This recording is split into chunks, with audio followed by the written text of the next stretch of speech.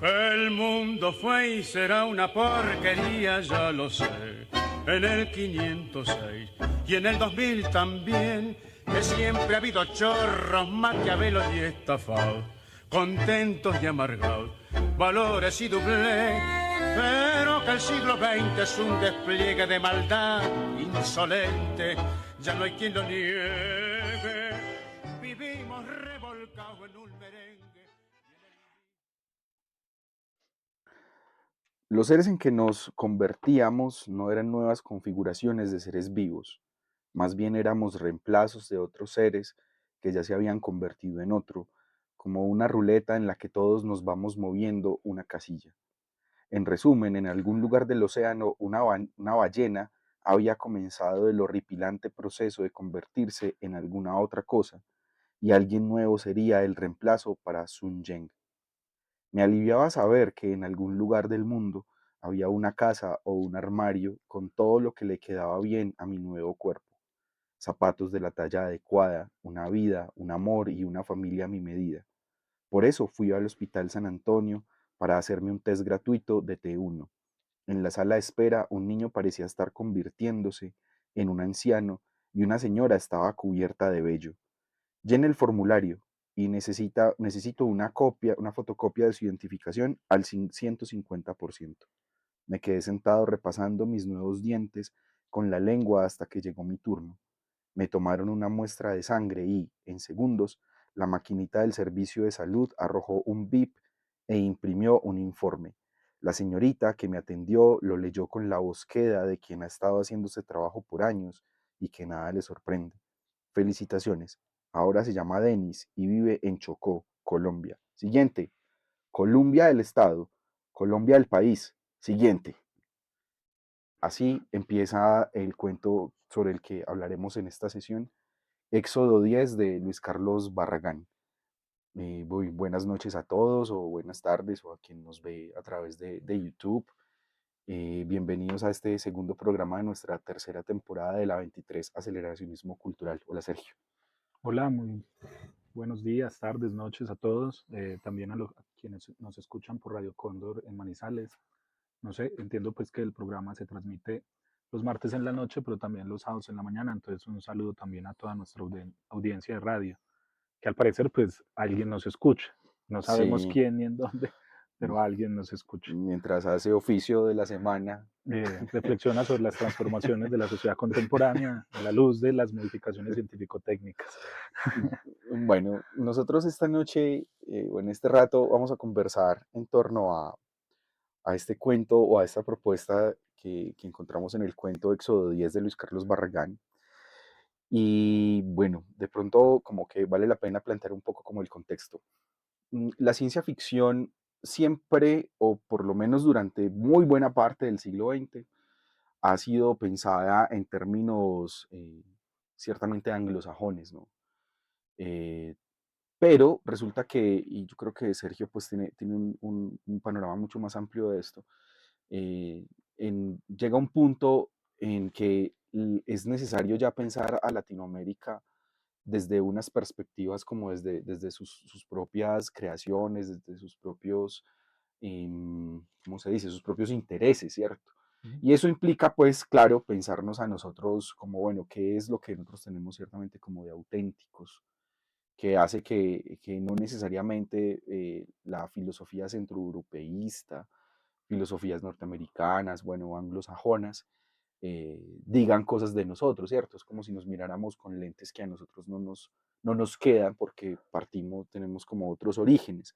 Entonces, en ese sentido, este cuento, como, bueno, que hace parte pues de una antología de ciencia ficción, asumimos que tiene unas características muy particulares y es que, como en el fragmento que leímos para empezar el programa, lo que tenemos es un personaje que se está transformando, que deja de ser Patrick, un estadounidense rubio, Un tejano, un tejano rubio, ¿cierto? Típico norteamericano y se convierte en un negro del Chocó, del Pacífico colombiano, el ¿cierto? Nuquí. De Nuquí. Eh, y esa premisa, pues ciertamente puede ser como problemática en tanto que nosotros vivimos en una sociedad con una, con una tendencia al racismo que no necesariamente eh, es consciente de ella, sino que tenemos muchas expresiones que nos llevan como a ese racismo. Entonces, tenemos eso como punto de partida. Por otro lado, tenemos que para este momento la ciencia ficción y la ciencia ficción latinoamericana no trabaja puntualmente o necesariamente trabaja como fenómenos tecnológicos, sino que también nos está hablando de problemas sociales, de problemas económicos, de problemas políticos y de cómo se retratan propiamente en Latinoamérica, cómo se manejan acá. Y esta propuesta de un sujeto que sufre una metamorfosis, pues es una muestra de ese tratamiento. ¿Sí? Bueno, pues es eso, o sea, pienso que cuando empezamos de nuevo este nuevo ciclo del programa, bueno, Carlos y yo reflexionábamos sobre cómo abordarlo en el sentido de, el programa nació más como una necesidad de hacer catarsis sobre las formas que atravesaban nuestras propias corporalidades, nuestras propias vidas, estos dispositivos o formas contemporáneas del sometimiento de la vida humana, ¿cierto? De formas de dominación o explotación o subjetivación que van pues como configurando lo que somos. Y queríamos dar cuenta de ello de alguna manera, intentando salirnos un poco del esquematismo académico en el que pues, somos formados tanto como estudiantes en nuestro proceso pues, de formación académica como lo que hacemos como docentes. Entonces, pienso que, claro, en este momento del tercer ciclo, lo que estamos es ese, digamos, ejercicio anterior, era un ejercicio como extratextual. Entonces, veníamos aquí a hablar un poco de mierda, sacar un poco de esa ataraxia nuestra, ¿cierto? Ujú. Y como buscando un momento de ataraxia justamente para sacar de manera catártica todas estas situaciones que padecíamos, pero este, digamos, ya es un ejercicio más donde queremos a nuestra audiencia, a los que nos ven por las diferentes redes sociales y a quienes nos escuchan por radio, como también proponerles ciertas lecturas y pensamos que la literatura no debía de servir solo como una excusa para hablar de esto, sino que la literatura sería casi como un dato Sí. que daría cuenta de esto. Entonces, en ese sentido, no es meramente como una excusa por la cual cruzar.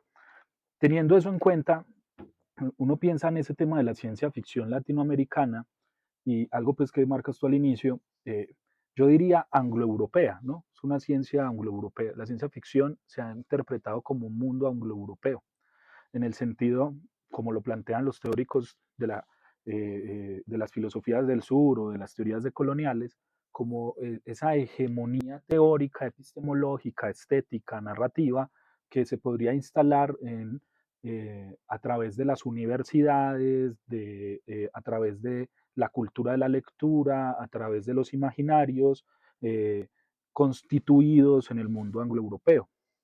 El principio de esto creo que es que quienes pueden hablar de ciencia ficción son aquellos que saben de ciencia, porque esta idea del inicio de la ciencia ficción es una idea también como de hombres muy intelectuales, científicos, que son capaces de comprender qué es la ciencia, cómo funciona la ciencia, y en esa medida plantear mundos posibles, sea apocalípticos o utópicos, de lo que podría pasar en un futuro a través de los desarrollos científico-técnicos. ¿Sí? Entonces, claro, era como si se le negara a la periferia lo que llamaría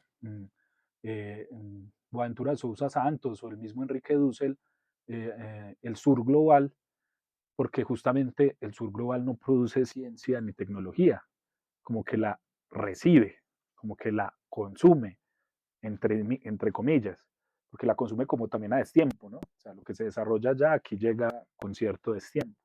Entonces, en ese sentido, pareciera que la narrativa latinoamericana en términos de la ciencia ficción se hacía imposible porque aquí no había desarrollo científico. Y eso como que nos quitaba el derecho a pensar desde ahí o a narrarnos desde ahí. Y que eso se calificara como literatura fantástica. Sí, claro, o sea, como esta idea pues del realismo mágico o esta idea de, de, y de la disociación de cosas que nosotros ya hemos hablado en otros momentos del programa entre magia y ciencia, por ejemplo, de de distanciar de una manera de pronto muy radical a ambas definiciones, convirtiendo a la magia meramente como superstición y convirtiendo a la ciencia como el conocimiento hegemónico, válido, axiológico, neutral, desde el cual se debe pensar al ser humano y a la sociedad. Claro, y es que pensemos, por ejemplo, en el cuento que trabajamos en el programa pasado, que era La playa terminal de James Graham Ballard, que ahí la preocupación era precisamente un tema que, si bien tiene una afectación planetaria y global, que es la bomba atómica y la bomba de hidrógeno, eh, pues era una visión ciertamente como anglosajona, de la que ciertamente podíamos abstraer una preocupación mucho más global, ¿cierto? Pero en ese cuento nosotros no encontrábamos o no podíamos ver como mayores señas de identidad de nosotros como latinoamericanos, ¿cierto? Y pues digamos que ahí no, tampoco era esperable encontrar nada de eso. Sin embargo, en este cuento, en Éxodo 10, hay unos pasajes donde empezamos a encontrar, por ejemplo, datos, señas que van revelando poco a poco como la vida cotidiana de un colombiano, ¿cierto? Cuando tenemos que ir a hacer una vuelta, eh, nos piden una fotocopia de la cédula, que ampliada, yo sigo sin entender cuál es la razón de la De la ampliación al ampliación 150. al 150, Los sí, burócratas son no. ciegos. Miopes, astigmáticos. Bueno, yo no soy un Como burócrata. nosotros. Eh, y claro, esos pequeños como detalles, ¿cierto? Que no necesariamente son cruciales para la narración, son cruciales para ambientar la narración, ¿cierto? El tipo que está haciendo fila, la señora que lo atiende mal, ¿cierto? Pero tampoco, por ejemplo, nos muestran a nosotros que se está desarrollando en Colombia solamente cuando el hombre tiene que viajar, el personaje tiene que viajar a Colombia, al Chocó Banuquí, que es donde él vive, ¿cierto? Donde su sujeto que él está reemplazando, donde él vive. Pienso que tiene que ver mucho también con disolver esa relación ciencia-magia, que yo creo que la literatura lo puede hacer, a la luz de, por ejemplo, mostrar que, por ejemplo, la experiencia que nosotros tenemos con los aparatos del desarrollo científico-técnico, como los celulares, las tablets o el micrófono, etcétera, o las redes sociales o el Internet, se mistifican. O sea, las personas que no han crecido alrededor de esas tecnologías las ven como formas mágicas porque no saben cómo funcionan. Es que el tema de la magia tenía que ver con el hecho de que ciertas cosas se hacían, habían determinadas prácticas que se desarrollaban, que el conjunto de la sociedad podría desconocer cómo se desarrollaban, Ujú. ¿cierto? Porque estaban veladas por el secreto. O sea, los sacerdotes egipcios, por ejemplo, velaban particularmente sus secretos matemáticos. O, por ejemplo, si uno quería aprender, no sé, a ser parte de la secta pitagórica, pues era, como acabo de decir, era una secta, no era un secreto para todos. Hasta peligrosa, ¿no? Ayer escuchaba algo que desconocía y era que uno de los estudiantes de Pitágoras logra comprobar la existencia de los números irracionales, lo cual iba en contra de todo el marco de creencias de la secta pitagórica. Lo que hizo Pitágoras fue matarlo, por ejemplo.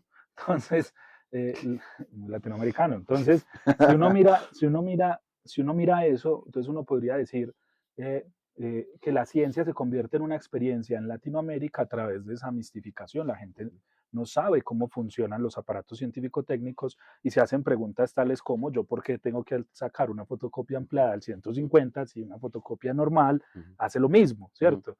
¿Por qué la necesidad de ampliarla? O por ejemplo, cuando piensen, no sé, en sus abuelos intentando llenar, no sé, formularios por internet, ¿cierto? Ujú. Eso se les vuelve una cosa como de un nivel de abstracción tal que lo que ellos creen es que eso funciona casi de forma mágica, en el sentido de que ellos no saben de forma cierta, certera, el saber cómo de eso. Entonces, en ese sentido, veo que la ciencia ficción latinoamericana va intentando encontrar su identidad. O sea, como lo plantean los teóricos decoloniales, la idea no es darle la espalda al proyecto moderno, capitalista, científico-técnico, anclado al mundo anglosajón.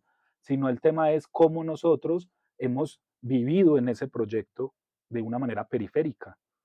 Y yo logro ver que la ciencia ficción latinoamericana tiene un punto de entrada para eso, y es la experiencia de la tecnología como una forma de mistificación en la medida en que nosotros no la creamos, pero la consumimos.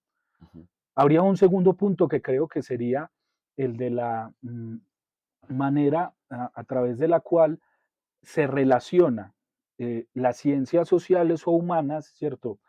Como un plano antropológico con el desarrollo de esos elementos científico-técnicos. Es decir, cómo el desarrollo científico-técnico genera problemas sociales. Por ejemplo, este cuento de Éxodo, me parece que uno lo podría interpretar a la luz de eso, bajo, por ejemplo, la siguiente premisa. ¿Cómo desaparece la identidad a la luz de un materialismo espiritualizado? ¿Qué quiero decir yo con un materialismo espiritualizado?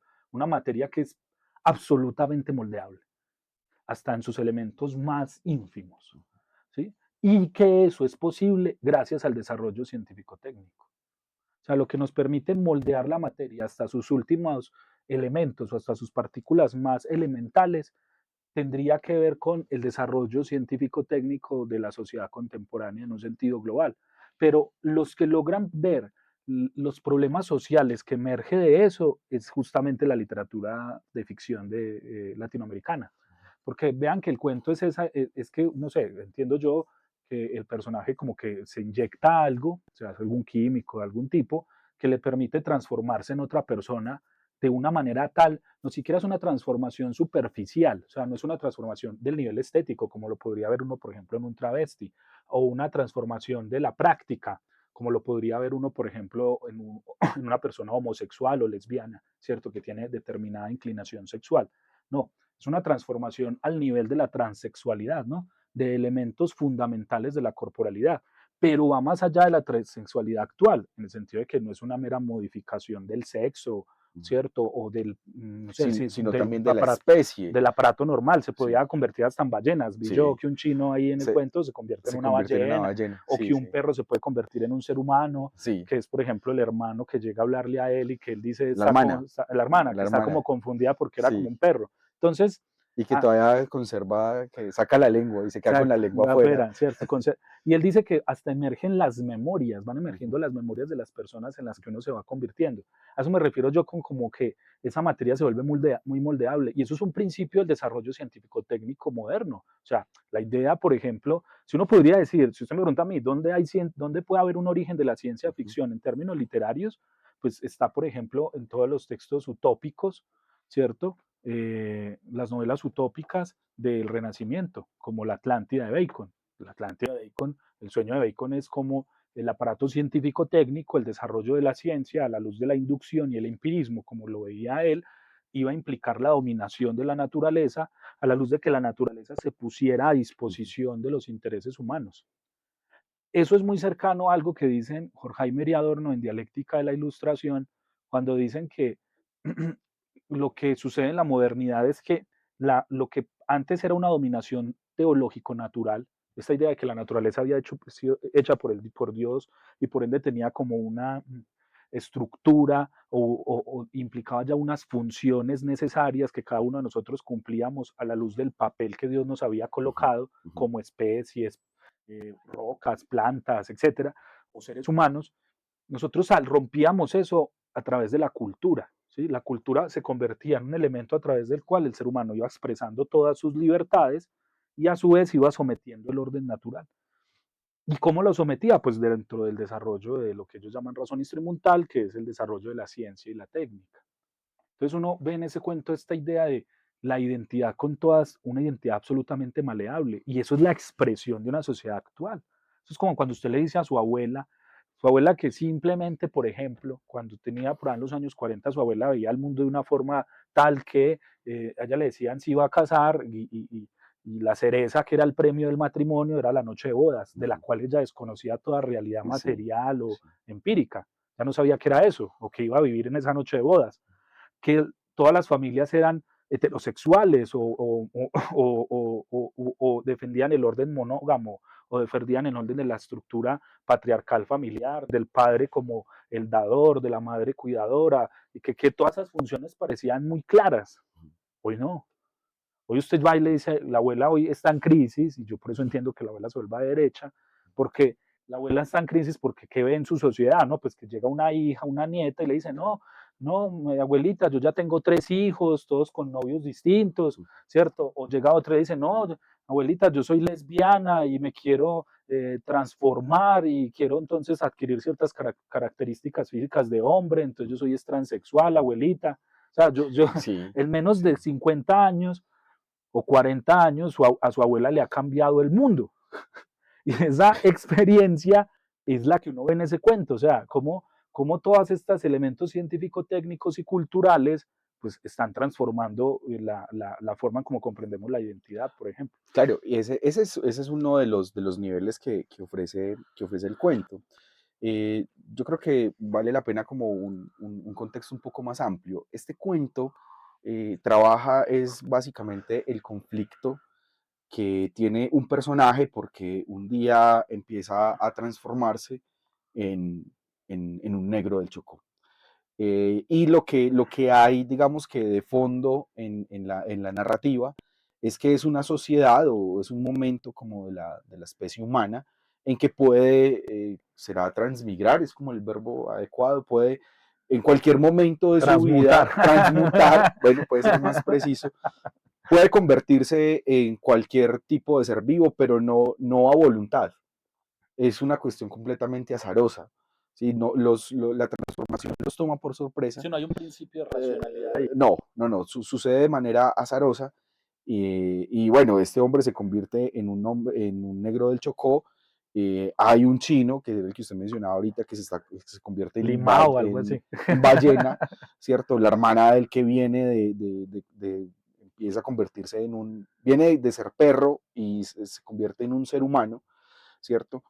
Y Luis Carlos Barragán trata como con mucha eficiencia cada uno de esos elementos, ¿cierto? Sí, sí, sí. De hecho, la historia del chino se cuenta completamente, la historia de la hermana es información suficiente para saber cómo de dónde viene y hacia dónde va.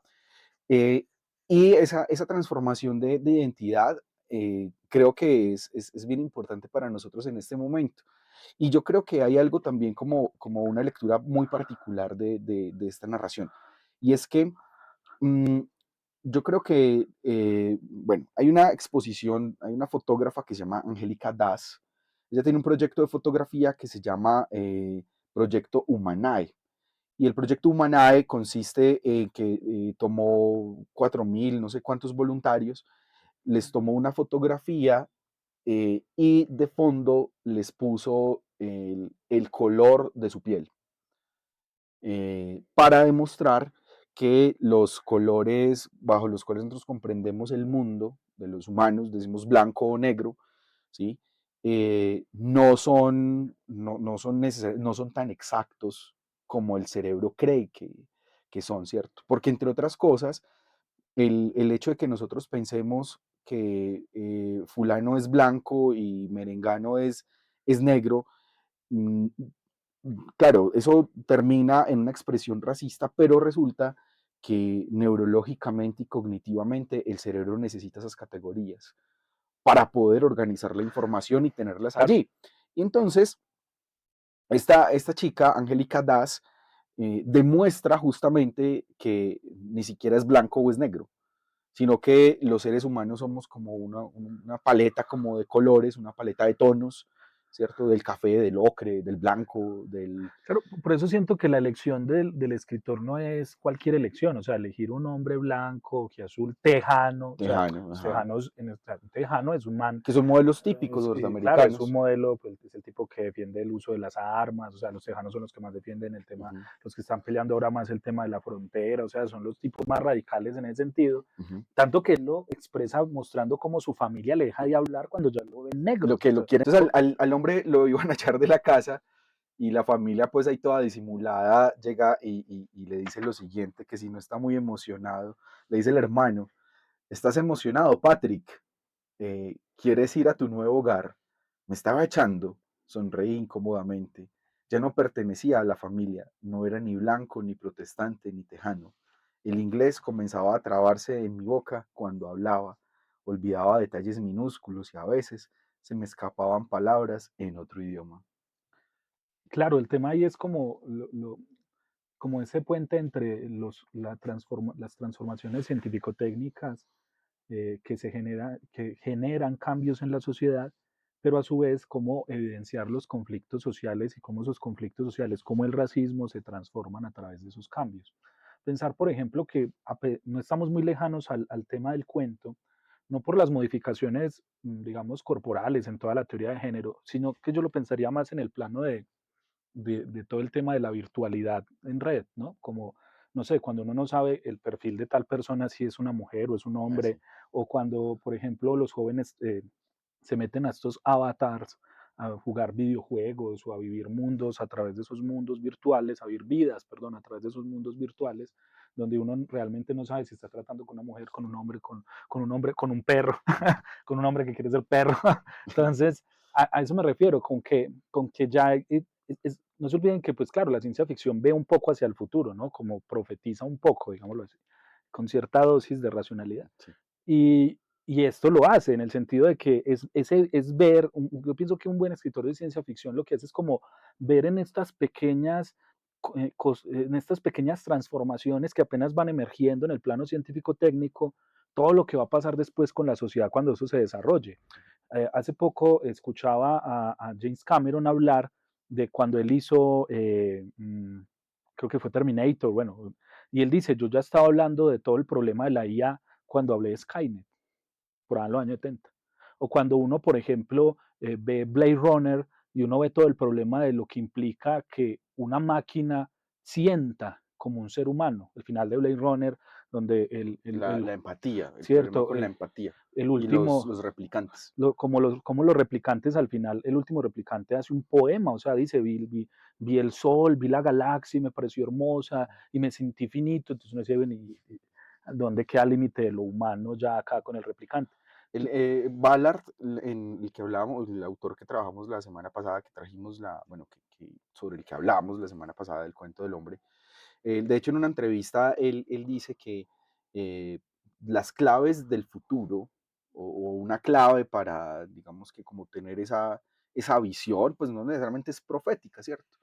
Está, por ejemplo, en observar cómo vivimos, cómo está organizado el lugar en el que nosotros vivimos, nuestra casa, a qué espacio pertenece nuestra casa, ¿sí?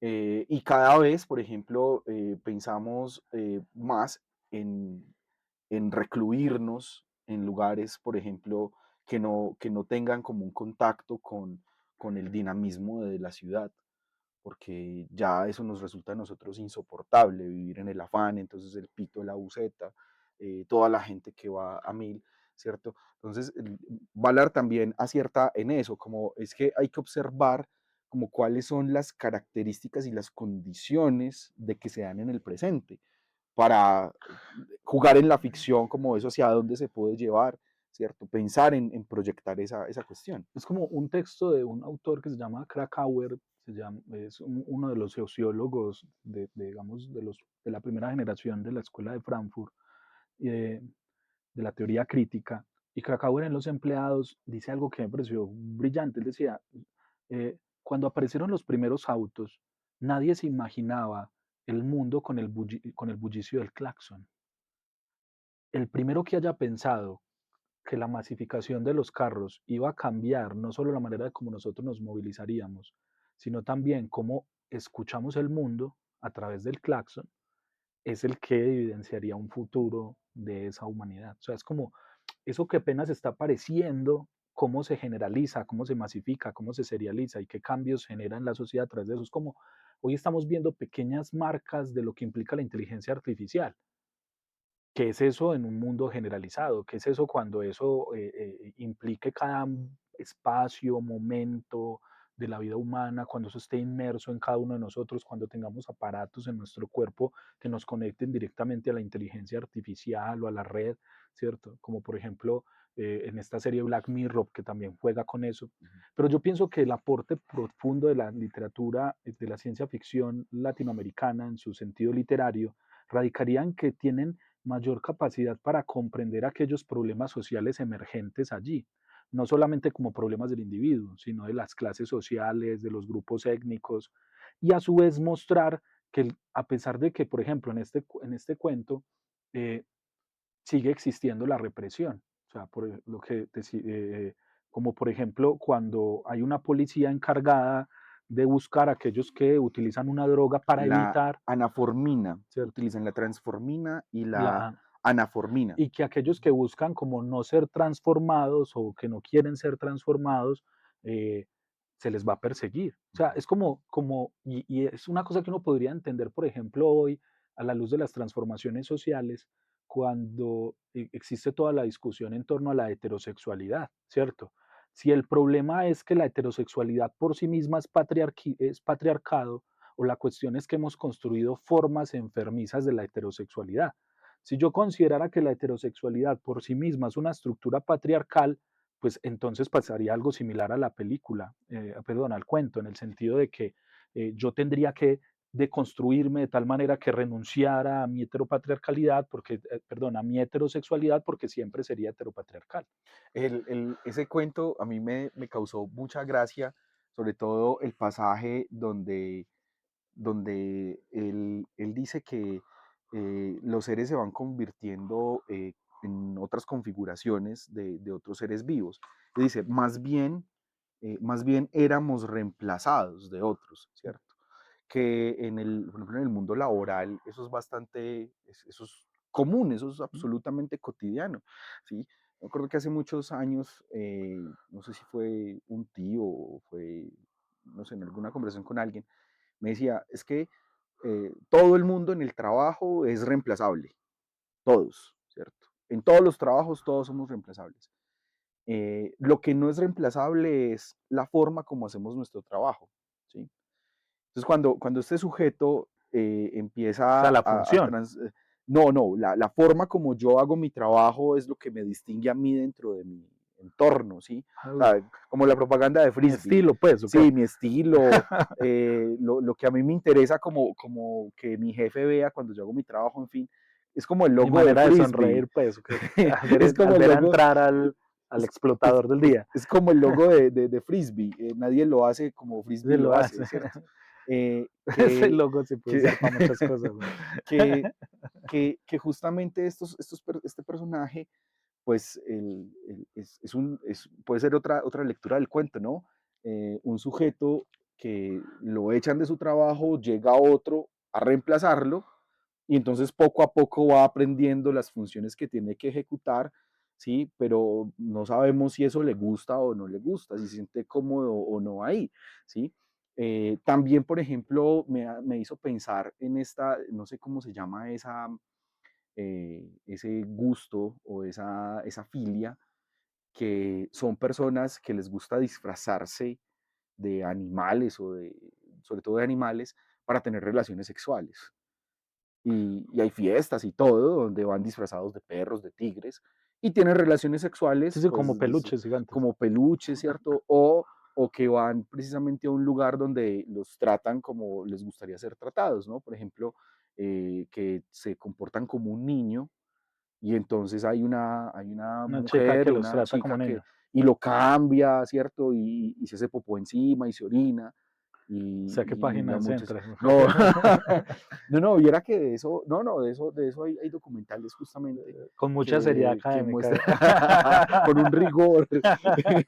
Pero Sí, el tema es ese, o sea, cuando en la dialéctica de la ilustración, Adorno y Horkheimer dicen que nos distanciamos de la dominación teológico-natural y nos anclamos a un mundo cultural, es porque las relaciones humanas devienen como una totalidad cultural, todo se deviene como cultural.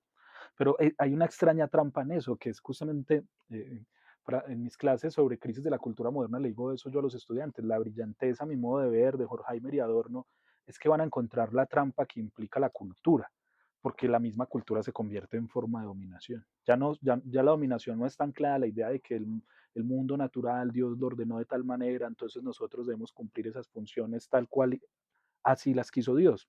Como en la Edad Media, si vos nacías, no sé, hijo de un criador de marranos, moría siendo un claro. criador de marranos.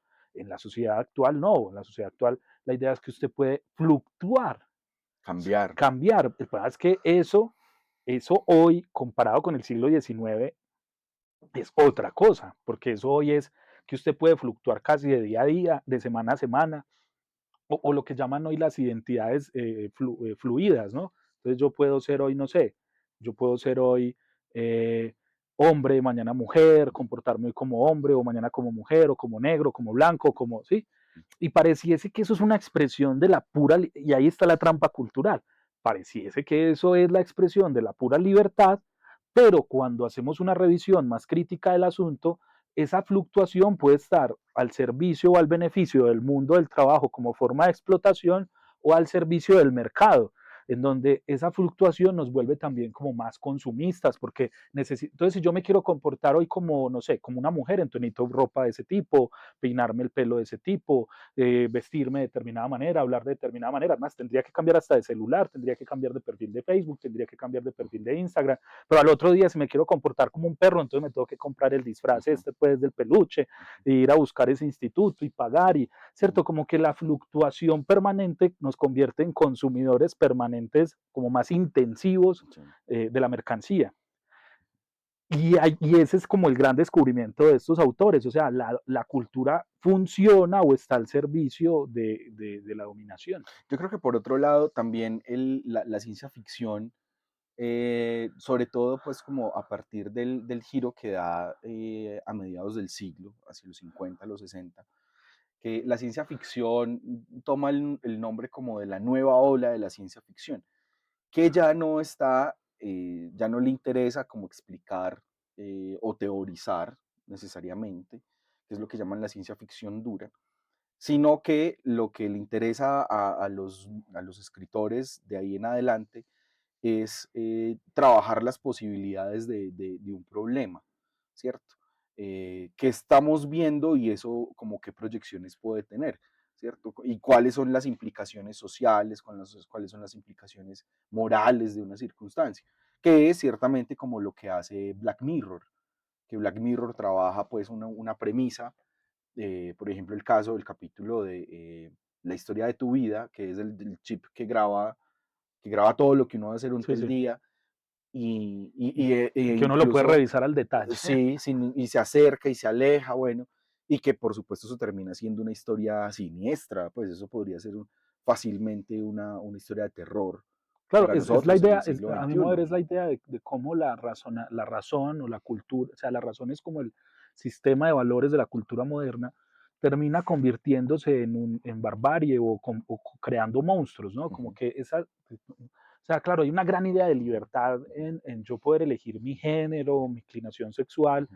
y hasta mi anatomía, o sea, lo que yo soy anatómicamente, o sea, porque eso es ir en contra del hecho de que a mí yo nací siendo hombre en una familia tal y que eso yo no lo decidí. O sea, eso es ir en contra de las determinaciones más naturales. Sí, Y eso es un ejercicio que uno podría decir de mucha libertad.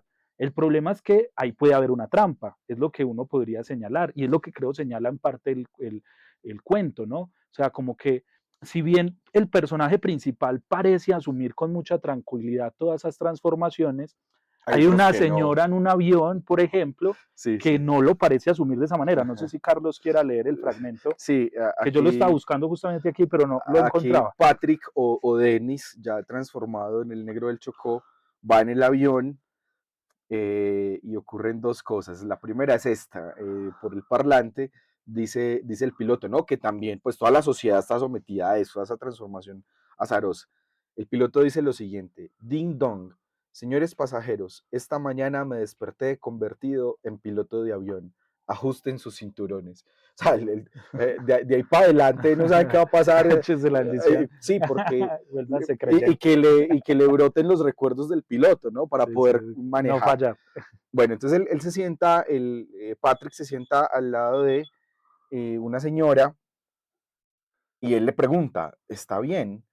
Le dice ella, discúlpeme, es que no estoy acostumbrada a este cuerpo, me he convertido en algo horrible, tengo unos pensamientos desastrosos. ¿A qué se refiere? Me han comenzado a llegar pensamientos.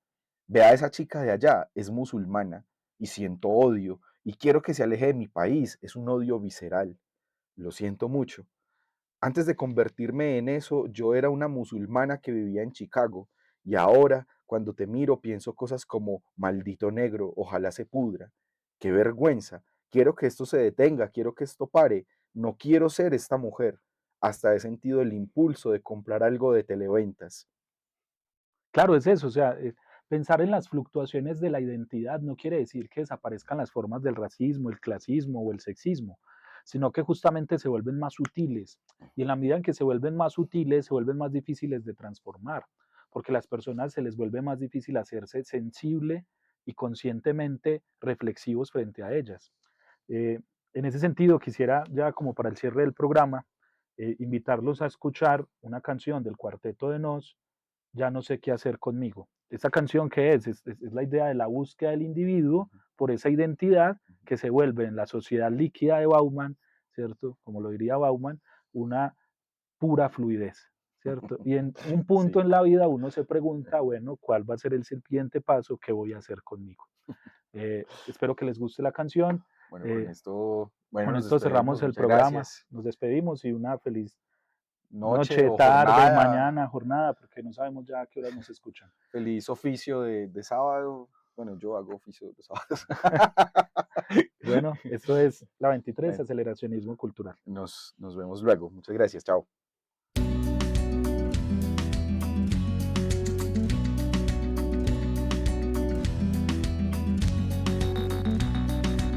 Ya tuve que ir obligado a misa, ya toqué en el piano para Elisa, ya aprendí a falsear mi sonrisa, ya caminé por la cornisa, ya cambié de lugar mi cama, ya hice comedia, ya hice drama, fui concreto y me fui por las ramas, ya me hice el bueno y tuve mala fama, ya fui ético y fui errático, ya fui escéptico y fui fanático, ya fui abúlico y fui metódico, ya fui púdico, fui caótico, ya leí a Arthur Conan Doyle, ya me pasé de nafta a gasoil, ya leí a Breton y a Molière, ya dormí en colchón y en somier, ya me cambié el pelo de color, ya estuve en contra y estuve a favor, lo que me daba placer ahora me da dolor, ya estuve al otro lado del mostrador, y oigo una voz que dice sin razón, vos siempre cambiando ya, no cambias más, y yo estoy cada vez más igual, ya no sé qué hacer conmigo. Ya me ahogué en un vaso de agua, ya planté café en Nicaragua, ya me fui a probar suerte a USA, ya jugué a la ruleta rusa, ya creí en los marcianos, ya fui ovolacto vegetariano sano, fui quieto y fui gitano, ya estuve tranquilo, estuve hasta las manos, hice el curso de mitología, pero de mí los dioses se reían, orfebrería, la salve raspando y ritmología, aquí la estoy aplicando, ya probé, ya fumé, ya tomé, ya dejé, ya firmé, ya viajé, ya pegué, ya sufrí, ya eludí, ya huí, ya asumí, ya me fui, ya volví, ya fingí, ya mentí, y entre tanta falsedad muchas de mis mentiras ya son verdades, hice fácil adversidades y me compliqué las nimiedades, y oigo una voz que dice con razón, vos siempre cambiando ya, no cambias más, y yo estoy cada vez más igual, ya no sé qué hacer conmigo.